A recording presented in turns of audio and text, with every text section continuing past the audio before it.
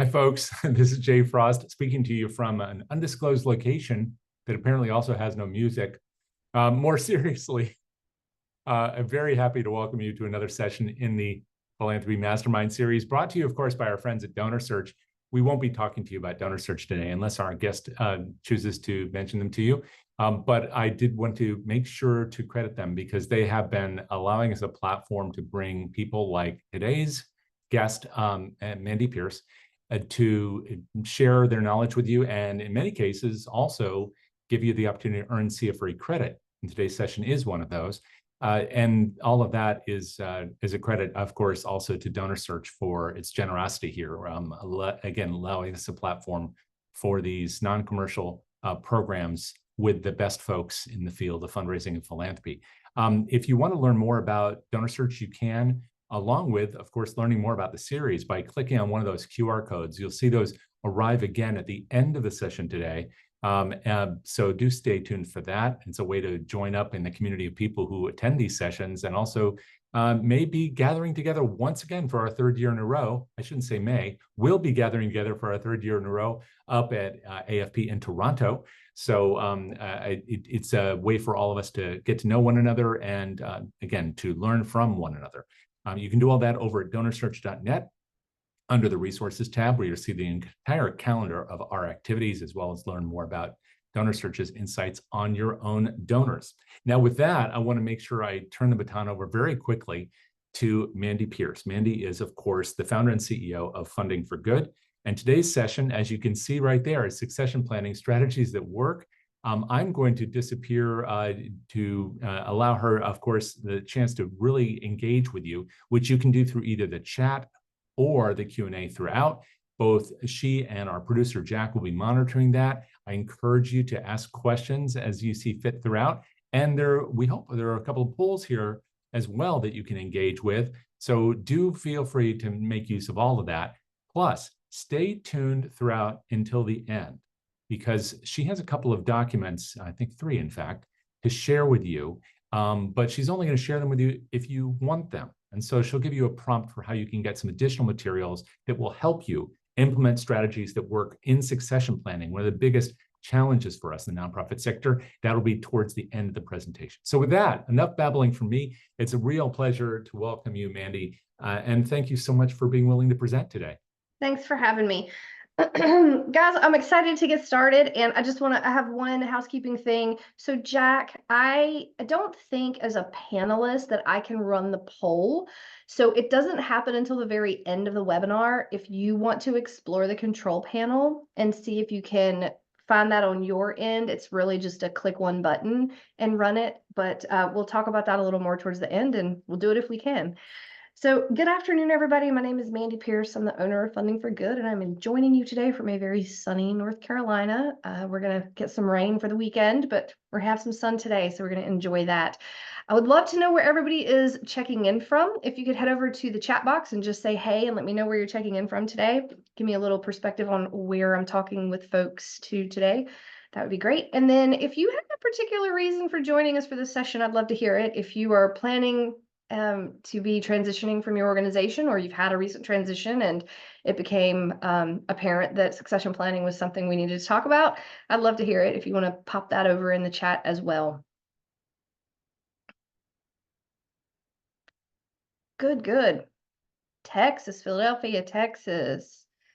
Yay, Jack's got the poll. Sweet. New York City, the Florida Keys, Chicago, Maryland, Boston, Canada, Michigan. Got a transition coming up. That's great. We had a lot of requests for this during the pandemic, which is actually how we created the content, because there was so much transition happening during the pandemic. If you guys have questions or comments, please feel free to put them in the chat box as we go. I will check those regularly and try to get to questions as we go. I don't like to wait till the end. For those of you that haven't heard of Funding for Good or worked with us in any capacity or been to an online webinar with us before, fundingforgood.org. That's the website. I'm not going to be pitching anything to you today. So if you want to learn more about anything that we have at Funding for Good, you can do that online. And we're going to talk a little bit about how to protect your organization's physical and intellectual property today, determining what information to include in transition files, exploring ways a communication plan ensures your team and community know what to expect from transitions, and then understand understand threats that arise during both friendly and hostile transitions, right? So what is succession planning? Because that's what we're here to talk about. It's the process of identifying the critical positions within your organization and developing action plans for individuals to assume those positions. I'm not here to say we're going to talk all about executive directors leaving or board chairs leaving or development directors leaving, because whatever critical positions are in your organization are specific to you and they can vary. You might say, you know, we have people that can step in very easily if this particular position left. However, this other position for us is extremely critical. And that is what we're here to talk about. The process is pretty much the same. The questions are the same. You just have to start with one position, figure out what the questions are to answer, what the process is, what kind of content you need to be aware of, and documents you need to prepare. And then you can do it with any kind of position, right? Honestly, it's kind of the same process when you're talking about a for-profit. You're thinking about what the position is, you're answering very specific questions, you're putting specific documentation together. So just know that whatever your positions are, you can definitely do that with this process. Oh my goodness, my computer is being a little finicky. Wants to flash back and forth between my slides too quick. Why is succession planning important? Well, I alluded to it a second ago. It has always been important, but the pandemic sort of highlighted it for us all. In 2021, there was about 500,000 nonprofit sector jobs that were waiting to be filled, right? We had a huge mass exodus called the Great Resignation. Many of you have probably heard of that term at this point. A survey that was done in late 2021, so it's a couple of years old at this point, but the results of it are still relevant right now, showed that 80% of over 500 responding organizations admitted they don't have a retention strategy, right? So succession planning wouldn't be necessary as often if we had really good retention strategies in place. So then out of that, we said there was another study that had an alarming trend for nonprofits around the US, then that was that 45% of responding nonprofit employees indicated they were going to seek new or different employment in the next 5 years, right? And of that group of 45 people, or 45%, 23% said nonprofits would not be among the type of organizations that they were looking to work in going forward. Well, that's a pretty significant number. People want to leave the sector and not come back. So then, despite growth in the sector, most nonprofits still lack formal recruitment and retention strategies that they need to scale their operations and land quality top talent. So 54% of organizations that were surveyed do not have formal retention recruitment strategies. 71% do not even have a recruitment budget, and retention hasn't really been a focus. And we see that all the time with the folks we work with. From 2019 to 2021, nonprofit HR, which has tons and tons of great statistics and reports out there, they had a talent retention survey, and it saw a drop from 16.8% to 12.6% of respondents stating they have retention strategy in place. So it hasn't been important, and it continues to decrease in importance, right? So again, what does this have to do with succession planning? Well, if you don't have a retention strategy, it's really hard to keep people. And many of you probably know, just like with donors, it is harder to acquire than it is to retain. So we always say donor retention is very important. We have strategies around it. We have donor retention planning. We have big conversations about this all the time, right? But we're not doing the same things with our staff, which makes it very hard to allocate resources to things other than constantly bringing people on, onboarding, training, doing the same thing over and over and over. Development directors, for example, there is an average retention for a development director of around 16 months, right? Do you know how hard it is to onboard a development director, get them to know everything they need to know your donor base, know your donors, learn your fundraising strategies, implement those successfully, achieve your fundraising goals for the year, and continue to do that and grow your fundraising efforts? Well, if they're leaving, it takes about a year to learn all of that and become effective, and they're leaving before 2 years. So you're constantly in a cycle of not being able to be successful, right? So that's just one example. I was a development director my whole career, so you'll hear me talk a lot about that. Marie was the executive director her whole career, so she usually does lots of examples for executive directors.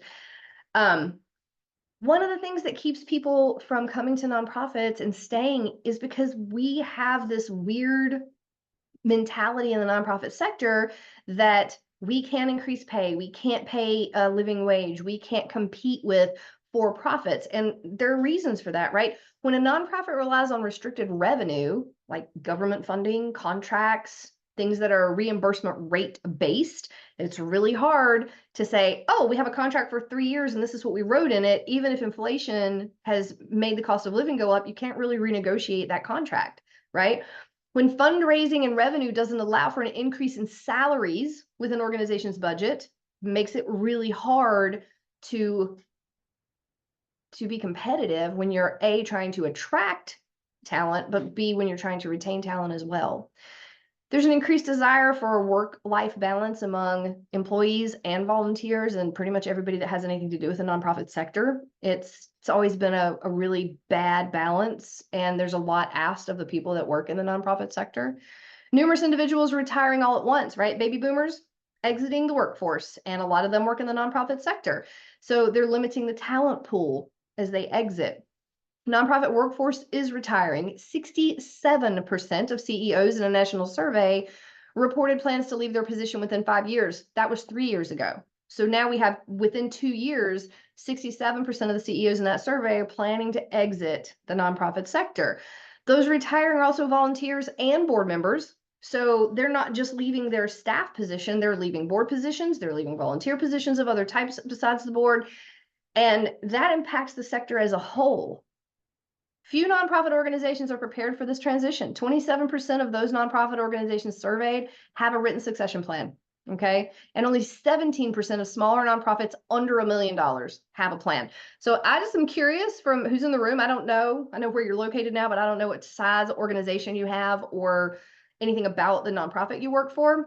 Head over to the chat and tell me if you do or do not have any kind of succession planning in place right now. Do you have something? You don't think it's effective? Maybe you don't have anything at all, and this is your jumping off point. I'd like to kind of see where everybody is in the room. I can tell you, when I worked at nonprofits, which was for my entire career since 1997, nobody I ever worked with that I knew of anyway had any kind of succession plan outside of, if this person gets hit by a bus, this is where the login and password information is for this. Like that, like that kind of stuff was about it. Some people are working on it. Definitely. Somebody has one. A lot of people do not have anything. They have one for the board chair, but not for staff positions.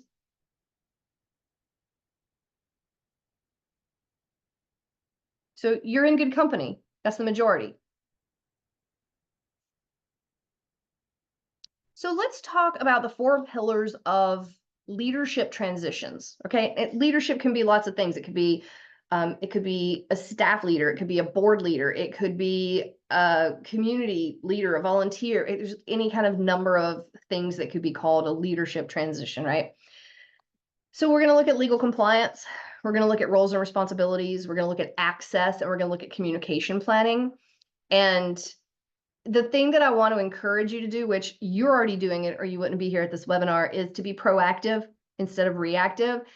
Sometimes people don't think anything can happen, and I can just sit down and tell you a list of things that have occurred that no one thought would happen in organizations that they wish they had had a succession plan in place for. We had a client who the founder of the organization was also the ED, had all the institutional knowledge in their head, as a lot of them do. And we had been working with the board, but they were not super motivated to put some of the best practices in place, like succession planning. Executive director / founder had a brain aneurysm over the weekend. It was a couple of years ago, fell while hiking and died. And the whole organization was basically coming to a halt because nobody knew how to do all the things. There was no succession plan in place. There was so many issues. We were in the middle of a strategic planning retreat. with the founder of an organization and her board, and she would not give up control. She would not participate in a conversation about succession planning because nothing was ever going to happen to her. And nothing did happen to her personally, but her son died in a car wreck the day after the strategic planning retreat was over, and she went MIA for about 2 months.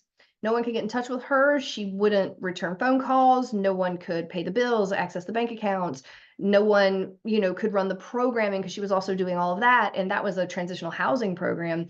So things like this happen literally all the time, and we never think it's going to happen to us, but I don't think you'd be sitting here if you didn't know that was a reality.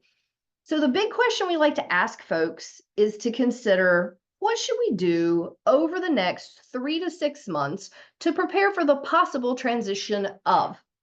Now, if nobody's planning to leave, then what you're doing is you're picking, let's put in order 1, 2, 3 positions that we want to make sure we have a succession plan in place for. And let's start with that one and say, worst case scenario, a transition comes up that we weren't expecting. At least we want to be prepared for this one. Well, let's start there. That's the question that we're framing for this conversation. Now, there are 4 types of leadership transitions. We have friendly transitions. Those are typically when notice is given, there's good intentions towards the organization, the people that are transitioning are willing to aid and, like helping train someone new, putting files in order, writing up their job description, all the things, right? And that's what we all hope for. Doesn't always happen that way. And then we have expected transitions, friendly or not, we know it's coming, right? So it could be a written notice was provided, there's a term limit ending, like you've got a grant for a position, the grant's coming up, and you haven't found funding for that yet, so the position's going to go away. Maybe you have writing on the wall, maybe it's a board member and they're coming up to the end of their term and they're not going to renew, and you're aware of that, right? So there's lots of different ways that expected transitions can happen. Then you can have hostile transitions, which are the ones you really do want to be prepared for. Conflict-based, there's animosity or frustration. They definitely hinder productive transitions. And then there is unexpected. So they're unannounced intentions, change in personal circumstances, maybe a health issue has come up for them or a family member, maybe a shift in the balance of power. Now, I have a situation like this with a personal friend right now.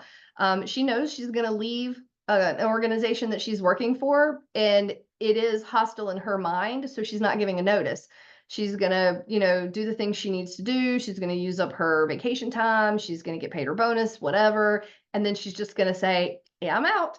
And so that's unexpected and hostile and all the things. Now, you can also have a friendly expected or a friendly unexpected. You can have a hostile expected or hostile unexpected. So within these 4, you have 2 pairing possibilities as well. And so we want to make sure that we have some contingencies in place for all of those, right? So here are some conversations. Now, we do what we call focus conversations a lot, and they always have a focus question.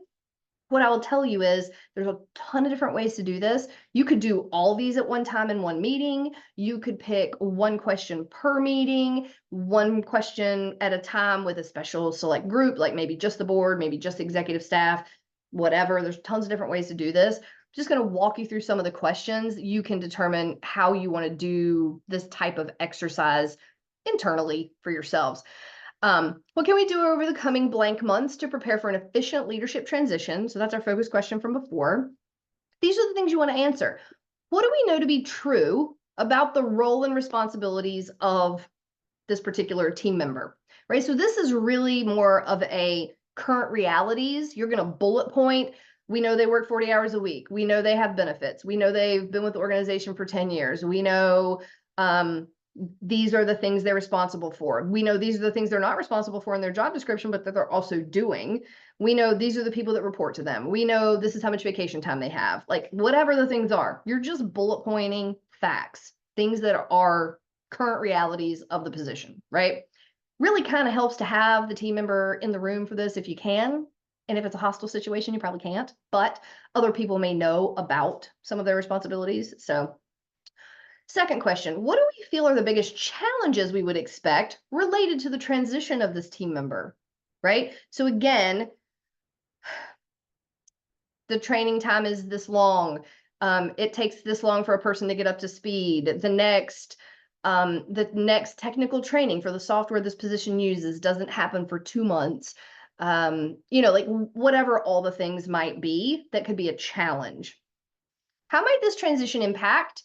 And then you can select one or all of these. You can do them individually. You can do them one at a time in the same session, but you want to see how's it going to affect our staff, current clients, your board, programs, if this type of position interacts with programs, community partners, your ability to fulfill grant or donor obligations, right? You want to sit down and think through that. And then the fourth question is, what are some key strategies we can implement now to reduce confusion during a potential transition? So one thing might be, a strategy might be, always have at least 2 people trained on any system or software or process, right? Even if that person isn't like the lead or really doing it, you need to have a backup, right? Just like you wouldn't want to have somebody sitting at the desk and not have somebody else that could field phone calls for the organization if that person was out sick, right? It's just having a backup. So that could be one type of thing that we would think through. Okay, so this is like at the beginning. This is the Conversations 101 where we start with that. So succession planning is really, it's not about the people. It's about the requirement of the position. If you don't know what the accurate job description is, it's really hard to fill the position, right? So we can't replace people. People, especially in the nonprofit sector, are unicorns, right? And so to think you're going to replace Betty, who brings in brownies for the whole staff every Friday morning, or John, who brings everybody Starbucks on Wednesdays in the office or whatever, you're not replacing those people. What you have to do when you think about succession planning is replacing the qualifications and requirements of the position. So go ahead and get it out of your head that you're replacing a person, because you're not. And it's always going to be a position, right? So that's kind of a mind shift that we have to think about. Sometimes it's making it a little more neutral. And I'll tell you, like my mom told me when I was growing up, if you died tomorrow, someone else would do the work. That's just how it works, right? It might take them a minute or two to find somebody, but I promise you someone else will step in eventually and do the work. So people are amazing and people are unicorns, but someone else will fill the position. So it's kind of a neutral space we have to be in here when we start thinking about succession planning, because you're not always going to find that exact same set of attributes that the person brings, right? So how do you identify successors? How do we start with that? Some things to consider are internal replacements, if that's an option for your organization. If you have potential staff or board members or volunteers that could be a successor, we have to think about who's the next in line. Is there somebody that's already set up to take this position, right? Do they have the skills and qualifications to someone else? Do they have a passion for the mission? And are they interested in the new role? That is the big question. You could have somebody that meets every single requirement and would be the most logical fit, but they don't want those responsibilities. They don't want that role. They don't want the time commitment it brings, right? That is something that happens all the time. So don't assume just because they're in the next role down that they're going to step into this role. Willingness to serve in a dual role. Maybe you need an interim for a short period of time and they would be qualified. Maybe they don't want to do that. Right? So it's a question of that. What's their availability? Maybe they want to, but the role requires them to be available 40, 50 hours a week, and that's not possible with their responsibilities elsewhere. Competitive compensation. Can you offer someone internally that's moving to this role competitive compensation? I have a colleague that was moving from a program position to the executive director position and took a pay cut because they were making more in their program position because of the increases in salary they received over the years and where they started than the previous executive director. But for some reason, the board didn't take that into consideration and just offered them what the previous executive director was making. It was kind of crazy. Reboarding expectations. How are you going to train somebody that's already aware of your culture and been in the organization for a while to understand, okay, now in this role, this is who you report to. This is how you do this thing. This is whatever. It's different, right? And then what are their support systems and how is that different than their current position? And then if you're looking outside your organization, you want to think about current relevant job description. Just because you have a job description from the previous person doesn't mean it's been updated to include what now they're doing, the things that have been added to their plate, right? That's what makes us unicorns, because we're always like, oh, can you do this thing too? And oh, can you add that thing? And oh, I also need somebody to help with this. And I'd love for you to be the one, but we don't think about adding those to the job descriptions. So when we hire someone, it's like, oh, we actually need somebody that's a whole lot different than what this position was advertised 4 or 5 years ago. Clear understanding on required skill sets. Sometimes people come to us for executive search support and they're like, we want a development director. And I'm like, okay, so let's talk about the things you're hoping this person will do. And many, many times they'll say things that start becoming development director / marketing director. And I'm like, not every development director has the skill set to be a marketing director. A lot of people don't know design software. A lot of people also don't want to do that. That's not what we went to school for, right? So we have to say, you had a unicorn. This is really 2 positions, 2 part-time positions, 2 full-time positions, depending on what they're doing. But we have to realize that my very last role in working for someone else full-time, I had that conversation because the person before me was that unicorn. They were a development director and a marketing expert. So they did it all under their job description. And I was like, yep, that's not me. Give me a budget to outsource it because I can tell them what I want it to look like and what I want it to say, but I can't be the one to create it for you. That is not my world, right? So understanding the skill sets you need, and if that might be more than one position, is important. Job announcement strategies, you're going to have to think about that if you're advertising externally. Clearly defining application processes, who's involved, who's interviewing, what are the interview questions, is it in person, is it online, is it both, is it start online and end up in person? Who is part of the decision-making process? You're going to put a committee together? Is it staff? Is it board? Is it both? What kind of offer package or process can you make? Can you offer a relocation package? Can you offer a bonus if they sign in a particular time frame? Can you offer, incentives? What are the onboarding expectations? And then what are their support systems? So there's a lot of good bullet points and questions to think through. Let's talk a little bit about legal compliance. So whose job is it to hire someone, let someone go, manage the process, right? The board oversees any board member transitions. The board oversees hiring and firing executive directors, and the executive director oversees all the other staff transitions. Now, if there's some kind of complicated legal situation with a staff transition, you might be involving human resources or a personnel committee from the board, but ultimately it's the executive director's job to hire and fire all the other staff, right?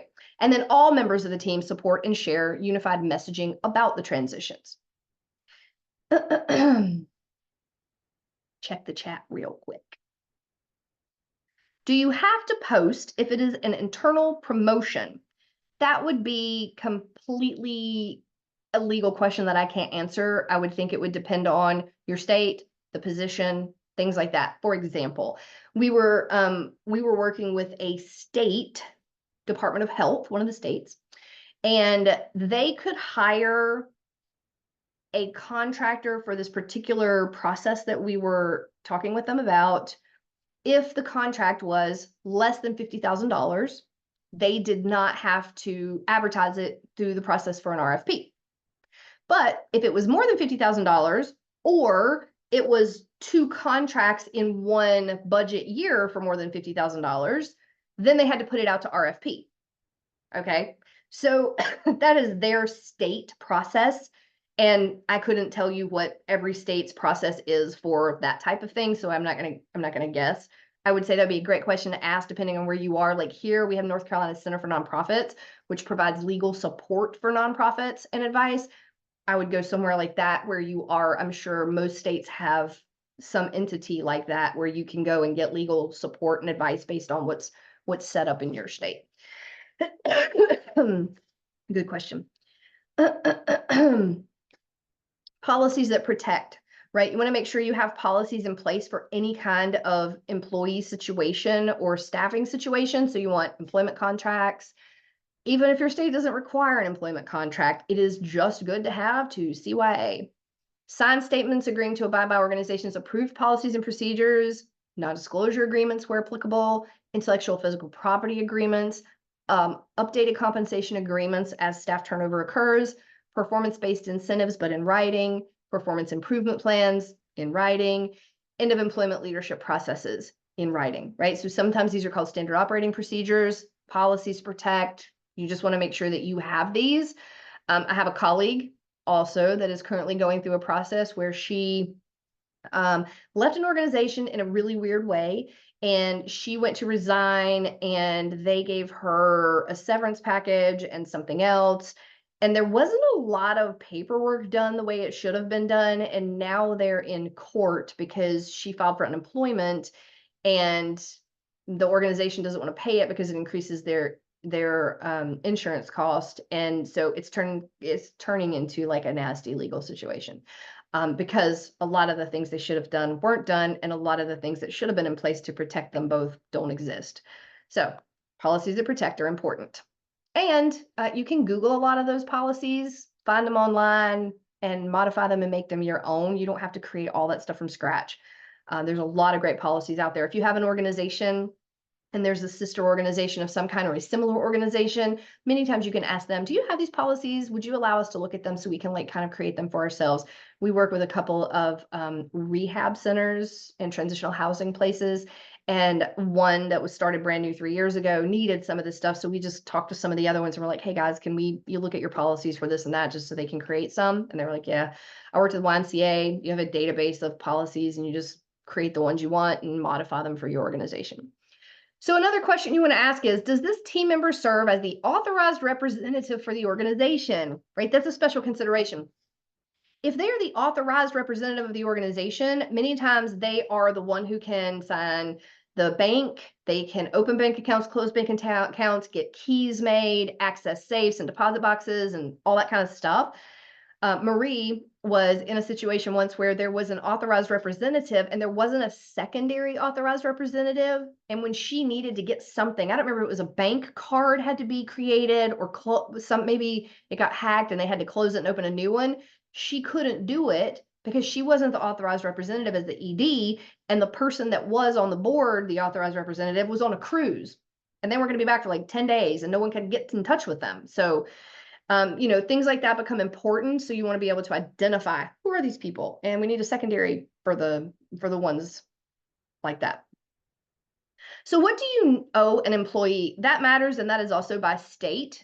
You want to make sure that you are maintaining your integrity and transparency, and making sure you have had an analysis of all pending payroll and compensation due to that person, whether they are leaving because they want to or because you're firing them. You need to know what you owe them. Timely payment as legally required in your state. Like, I know sometimes people are like, I'm going to wait till the last possible minute to pay this person because they've been difficult. It really doesn't help anybody. Just, pay people, move on, let that stuff go. Confirmation as to whether the employee is eligible for post-transition benefits like COBRA, health insurance, and stuff like that. And then respectful and professional processes. I will also encourage you to know when you're having some of these conversations, if it's been a hostile transition or it is a hostile transition, make sure that these conversations are happening with multiple people in the room. And sometimes they need to be happening in a public meeting space to minimize the potential for outbursts and aggression, if you will. So, those things can be discussed on an individual basis. Roles and responsibilities. So when you define a succession plan, who is going to serve in the interim if needed? What's the protocol for the transition process? Where are essential documents and items required for daily operations? And when can we expect to fill the vacant position with a qualified successor, right? We have had situations where people have passed away and there haven't been any instructions anywhere. No one knew where to go to look to say, who would do this thing? Where are my passwords? Where are these important documents? Nothing. So at least sitting down and saying, for these positions, this is where this important information is, becomes very important. Border staff, right? So what does my successor need to know? if I become unavailable tomorrow, this is a question that I ask all the time as the owner of my company, right? If I am unavailable tomorrow for whatever reason, I get kidnapped, I'm in the hospital, I die, I retire, I move to another country and cut off communication with everybody, whatever. Who would know how to access our email? Who would know where our calendar of events is that I'm responsible for, like today, presenting this webinar? Who would have shown up, right? You guys could have just been sitting here with empty air. Who knows about our payroll? Who knows about the things we have approved or not approved with partners? Who knows about all the clients we're currently working with? Like who can access our Asana? Who can access our Acuity? Who can access all the things, right? And so I think about that all the time. So basic information, job descriptions, written expectations for those positions, performance and impact reports, and then upcoming events and action items. So one thing that's real common in the nonprofit world is a person will choose to leave a position or be let go unexpectedly from a position. And people that are filling in for them, helping fill their roles, don't understand, like, oh, they serve on a board. They serve on this community action committee. They represent us at the chamber meetings. They represent us at the United Way monthly networking meetings. They blah, blah, blah, whatever, right? So who is keeping up with that and who is updating what each of those positions is doing so that those roles can be filled by someone else in the transition time?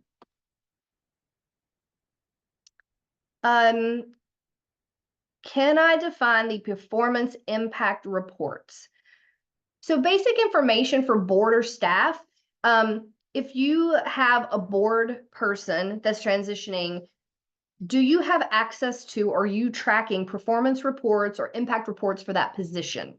So that you can share like, oh, this is what they're doing. This is what they've done. This is what the next person will need to do.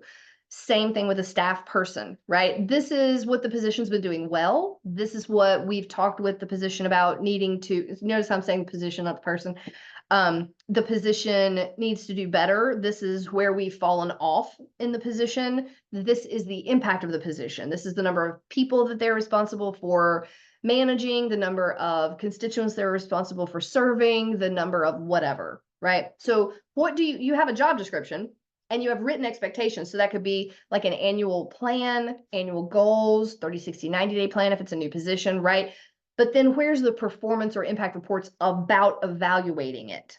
So you can have it all day in writing, but if the person's been doing their job but super well and there's not a lot to fix, that transition becomes super easy. If that person has not been doing their job well, they've been letting things go, a lot of things have fallen through the cracks, then there needs to be some interim fixing it. And the person that's coming into that position needs to understand there's some things that didn't get done with the last person in this position that you're going to need to step up and start doing, right? So that's kind of what I mean by performance impact reports. Let's see.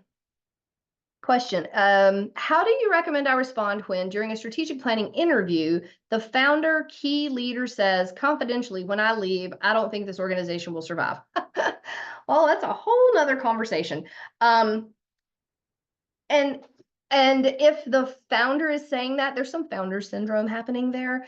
I don't know that you really respond to that. You take the survey, you can report in, I'm trying to figure out how do you report that anonymously.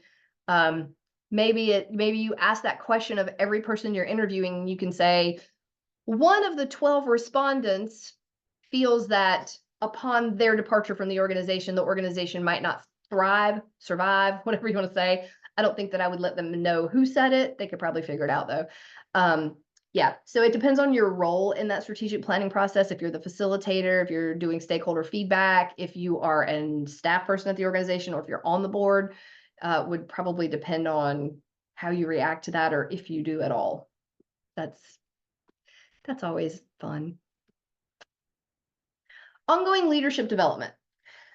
One way that we can identify potential successors for positions, board, staff, volunteer, other, is utilizing action teams.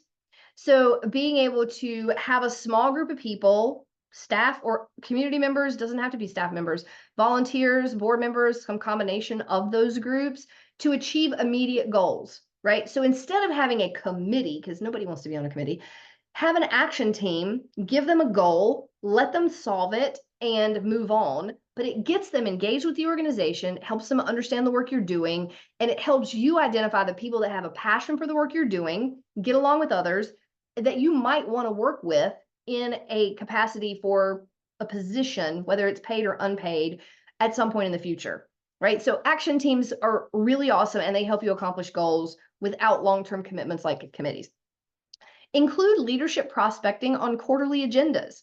So when you get together with staff, volunteers, board, being able to say, have you guys, identified anybody that you're working with, that you partnered with, that you've talked to in the community, that is a supporter in some way, that might be interested in taking on a more significant role with the organization. Maybe they want to become a volunteer and then a board member and then take on a leadership role on the board, blah, blah, blah.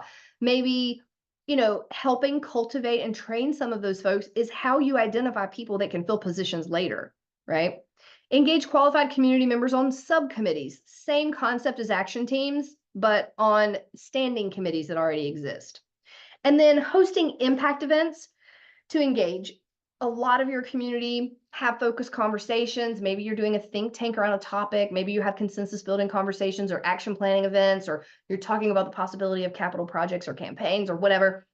Hosting impact events to get people in your community who have a passion for that thing in the room, again, helps you create a list of people who are interested, start identifying, oh, yeah, this person, when they get going, they never stop talking and they're rude and disrespectful. Probably don't want to engage them going forward, right? If you don't ever have a way to assess people, their interests, their abilities, then it's really hard to know this is a good prospect, this is not a good prospect, right? So there's a couple of different ways for you guys to do that throughout the year and in different capacities.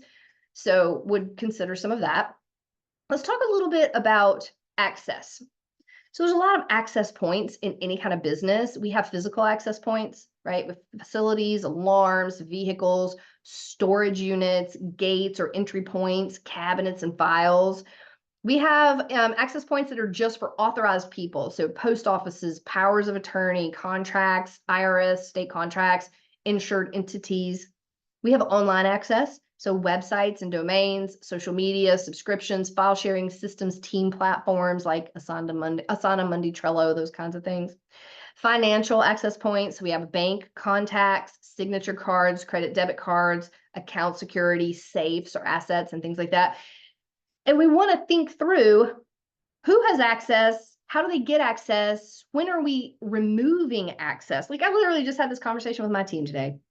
We were talking this morning, I was like, I just got my Google invoice recently, and I feel like I'm paying for a lot of emails that maybe we're not using anymore. And so we went in and looked, and sure enough, there were like 2 people, 3 people in there that aren't even on our team anymore, but we never went in and deleted their emails, right? So we don't have a process, and we talked about it. We're like, yeah, I guess we need an onboarding, offboarding process for people that are working with the team, because I'm just spending $15 a month for those 3 people for the past year that I didn't need to spend, right? Who has access to your shared files? Maybe you have a shared file system for your board members so they can access lots of documents easily, but when they're not a board member anymore, that access needs to be revoked. If you have, this happened a lot when I was working for organizations, everybody had Facebook access because everybody was posting on the Facebook page, which is not a best practice, right? But then when people left the organization, they were not removed as a Facebook administrator. So they still had access forever and ever. Marie had an experience where she had a staff person that was let go, very hostile transition. They had access to the website. She wasn't aware of that. They went in and deleted the website and tons of the content before they could block his access. We had a client a year ago who had an extremely hostile transition from the executive director. I mean, it was bad. They had Google Gmail accounts for the email for every board member. And this particular executive director had gone in and deleted all the accounts with all of the documentation of conversations that have been happening for years, and went in and deleted some financial information to cover themselves. And so thinking through, how are you going to remove someone's access to what? who has restricted access, how do people get access is very important. Marie likes to share with people, if you're still using keys indoors, you might consider switching to the keypads, because keypad entry can be changed virtually. You can give people access and remove access, but when you have lock and key, you have to have locks changed, which is very expensive. So just a consideration there if you do still have access points that require a key. And so you can work on changing those. So let's talk a little bit about communication plans. Where are resignation letters directed? Who's your point of contact? What if it's the executive director? Well, what if it's the board chair? Well, what if it is the development director? Like, where are they directing? What if they're the head of their department? Are they going to the ED? Well, the ED is the head of the organization. So who are they going to on the board? Is there a designated person? Is it the board chair? Is it someone on the personnel committee? Do they report to HR? Like, what is the process? What is the chain of command for a termination process? Right? If you're the head of the department, do you go to your ED? If you're the ED, do you go to your board? If you're terminating the ED, who does that? Is that the board chair, personnel committee, HR, someone else on the board? Who's the designated person? What's the who will notify specific team members? So after termination happens, who notifies everybody else? What information is pertinent to share? Like, who's being let go? When are they being let go? Why are they being let go? What's the reason they're being let go? What do they want to share? Right? Maybe they don't want to tell everybody it's because they got cancer and they just want to spend some time with their family. Maybe they just say, you know, we've got a lot going on. We have an opportunity to spend more time together with our family, and we're going to take advantage of that. Right? What is the way they want to share that with everyone? It's not our job to tell everybody everybody's personal information. So what's your plan for distributing that type of information? How will team members participate in community outreach and messaging?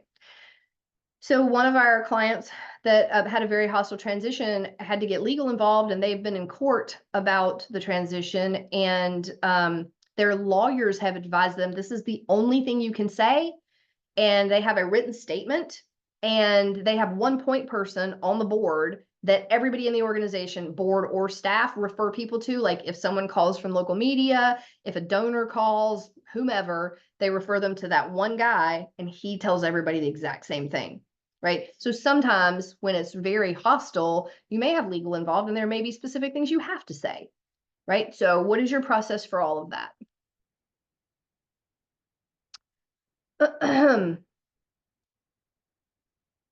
So I want to show you guys a couple of, let me show you these first before we do this poll. I have these 3 files. And I'm going to go back to share that screen in a second. Give me just a second. I got to pull up this other screen.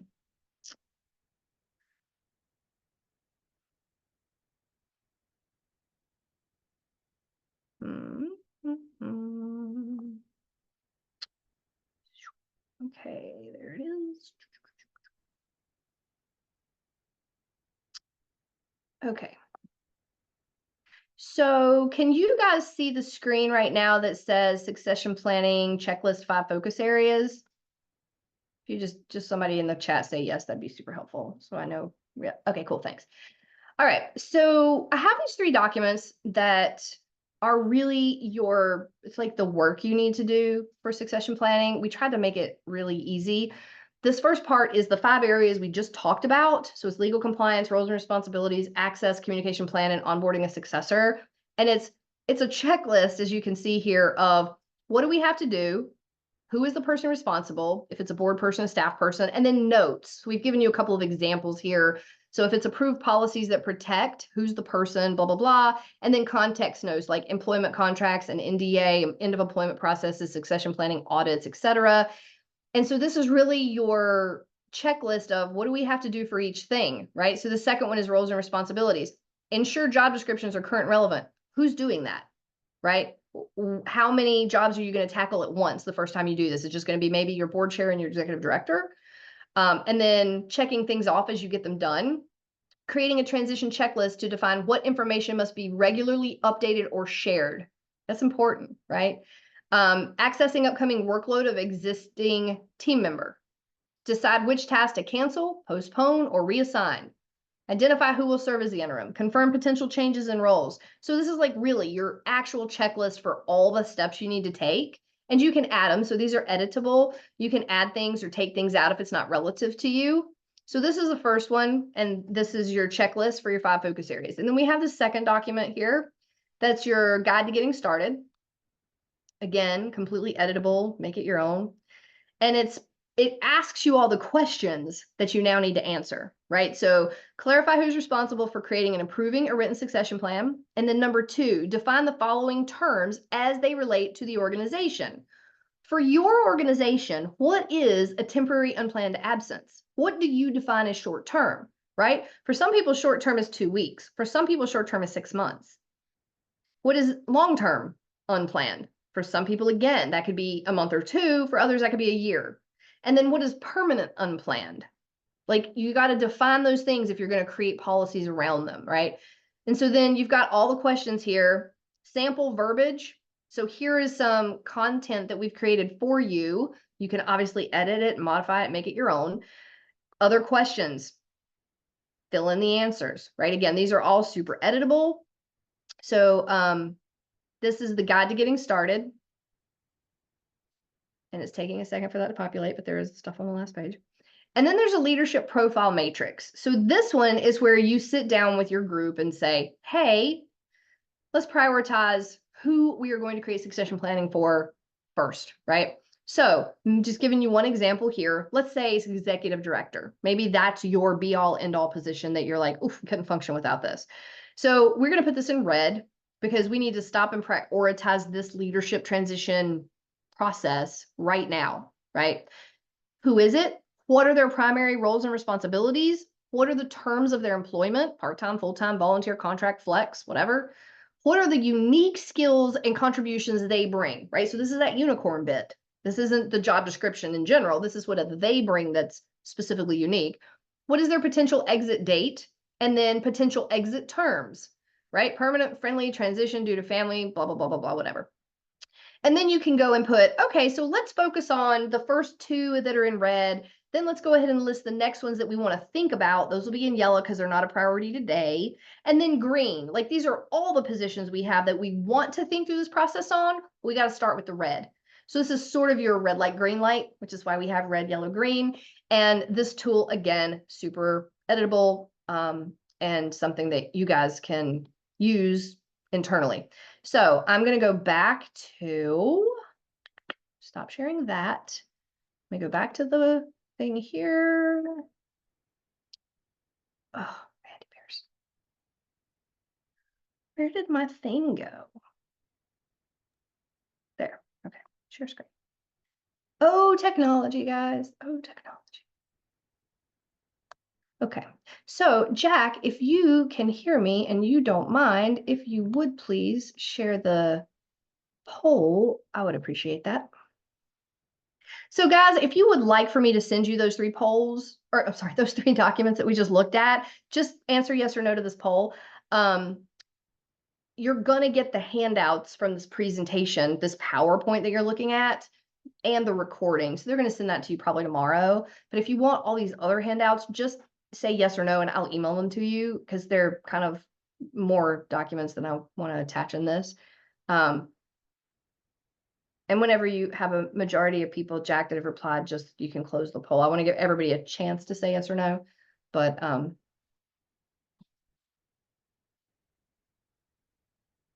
then we will move right along because we are almost done. So now's a good time if you guys have questions to start asking any of those.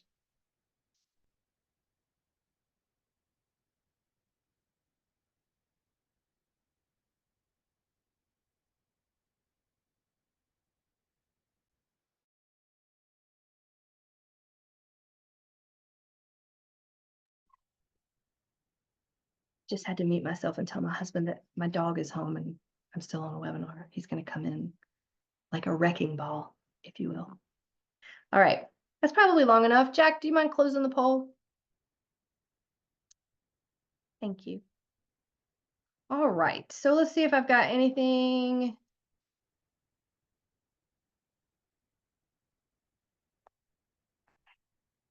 All right, and guys, if you don't know if your poll went through, it says that 16 out of 18 people said yes. So if you're like, oh, I don't know if that was me, you can email me, mandy@fundingforgood.org, and I'll send it to you. That's fine. Just say, I want the handouts from today's webinar. No problem at all.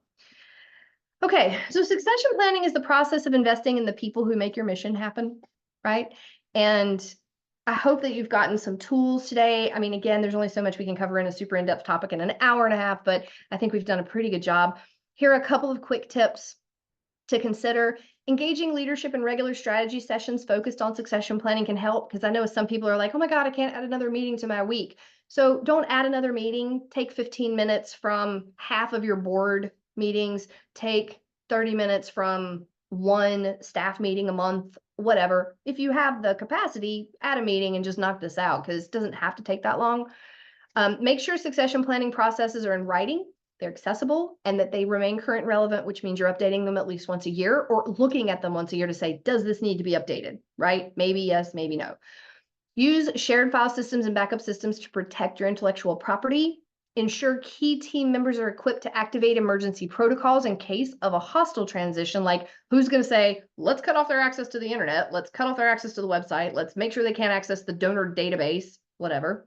And then encourage job swaps or shadow days to share knowledge among team members. You know, like that first example I gave you, how are you going to be able to have succession? Well, part of that is having people that can fill in while you're finding a successor. If nobody is cross-trained, that becomes very hard to do, right?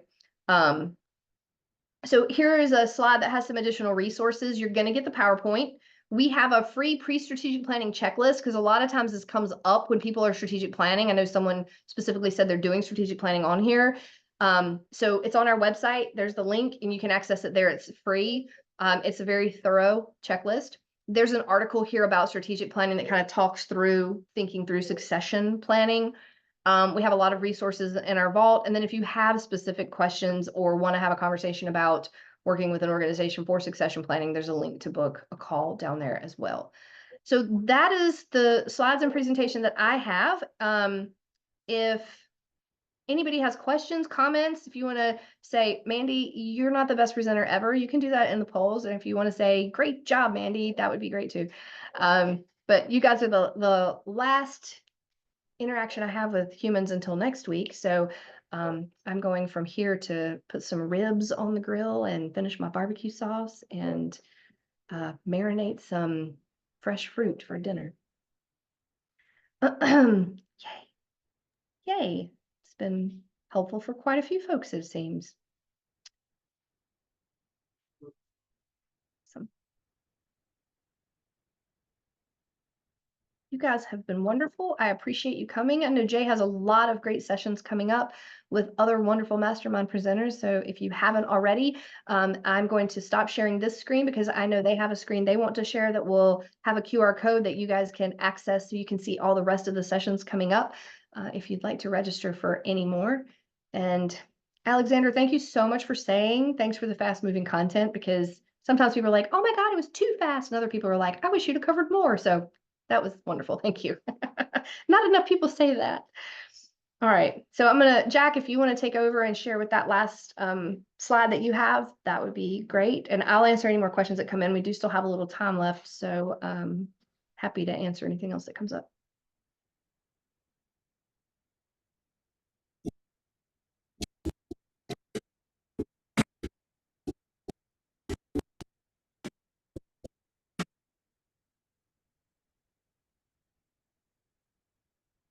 Yeah. They had a little problem with the sound earlier. Not sure what that is, but basically they want you to click that QR code so you can get the schedule for the rest of the series. I love the graphics. I don't know what happened with the sound, but such is technology. There it is. Grab that QR code.